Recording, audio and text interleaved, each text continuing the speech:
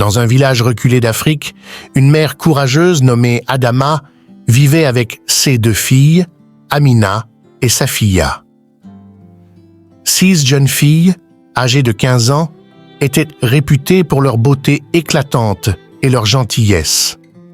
Elles étaient le trésor d'Adama, mais la vie dans le village était dure et la pauvreté menaçait de les submerger. Adama se battait chaque jour pour nourrir sa famille. Les récoltes étaient maigres et les opportunités de travail rares.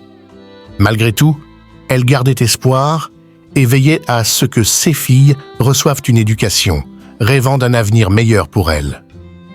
Un jour, un bruit se répandit dans le village. Un homme millionnaire, nommé Mansa, venait d'emménager.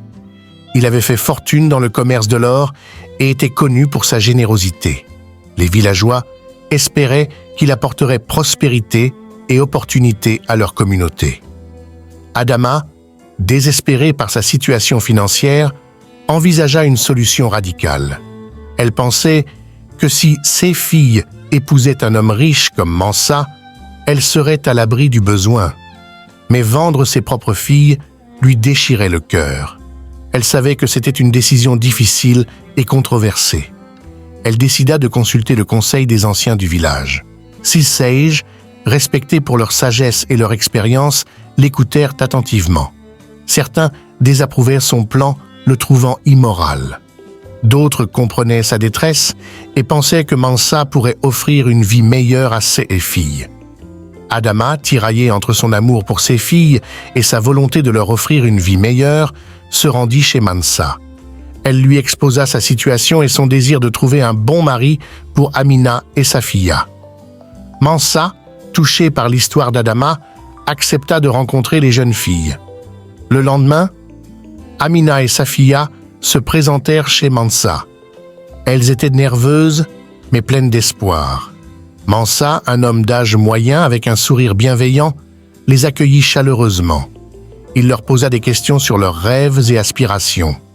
Amina, la plus audacieuse des 2, exprima son désir de devenir enseignante pour aider les enfants du village à s'instruire. Safiya, plus réservée, rêvait de devenir médecin pour soigner les malades. Mansa fut impressionné par leur ambition et leur détermination.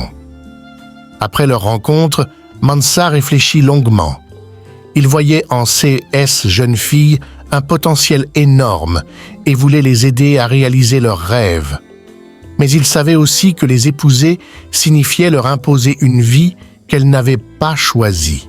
Mansa décida d'agir autrement. Il convoqua Adama et ses filles et leur fit une proposition inattendue. Plutôt que de les épouser, il leur offrit de financer leurs études. Il leur promit de payer pour leur éducation afin qu'elles puissent poursuivre leurs rêves sans être contraintes par le mariage.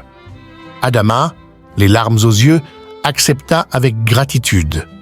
Elle réalisa que Mansa avait offert à ses filles une opportunité bien plus précieuse que la richesse matérielle, la chance de bâtir leur propre avenir. Amina et Safiya commencèrent leurs études avec enthousiasme. Elles se rendirent dans la ville voisine où se trouvait une école renommée. Chaque jour, elles travaillaient dur, déterminées à honorer la promesse de Mansa et les sacrifices de leur mère. Les années passèrent et les 2 sœurs brillèrent dans leurs études. Amina devint une enseignante respectée, apportant espoir et connaissance aux enfants de son village. Safiya, quant à elle, devint un médecin dévoué, soignant les malades avec compassion et compétence. Pendant ce temps, Adama, fière de ses filles, vivait plus sereinement. Elle avait trouvé du travail grâce à la générosité de Mansa, qui avait également investi dans le développement du village, créant ainsi de nouvelles opportunités pour les habitants. Mansa, de son côté, observait avec fierté les réalisations d'Amina et Safiya. Il savait qu'il avait fait le bon choix en leur offrant l'éducation plutôt qu'un mariage arrangé. Il restait un ami et un mentor pour elles, les soutenant à chaque étape de leur parcours. Un jour, lors d'une cérémonie de remise de diplôme, Amina et Safiya furent honorées pour leurs réussites exceptionnelles. Le village entier était réuni pour célébrer leur succès. Adama, les larmes de joie aux yeux, remercia Mansa publiquement pour son soutien inestimable. Le récit de la famille d'Adama devint une source d'inspiration pour tout le village. Les parents encouragèrent leurs enfants à poursuivre leurs rêves, convaincus que l'éducation pouvait transformer des vies. Le village prospéra, porté par l'espoir et la détermination de ses habitants. Amina et Safia, reconnaissantes envers leur mère et Mansa, décidèrent de retourner au village pour y travailler. Elles souhaitaient redonner à leur communauté ce qu'elles avaient reçu et aider les autres à réaliser leurs propres rêves. Leur retour fut accueilli avec enthousiasme. Amina créa une école pour les enfants du village, tandis que Safia ouvrit une clinique pour les soigner.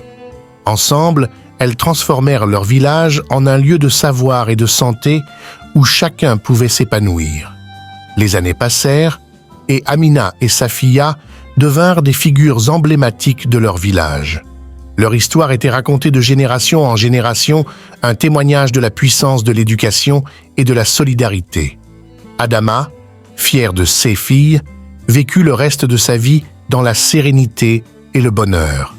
Elle avait fait le bon choix en écoutant son cœur et en acceptant l'offre de Mansa. Sa décision avait non seulement changé la vie de ses filles, mais aussi celle de tout le village.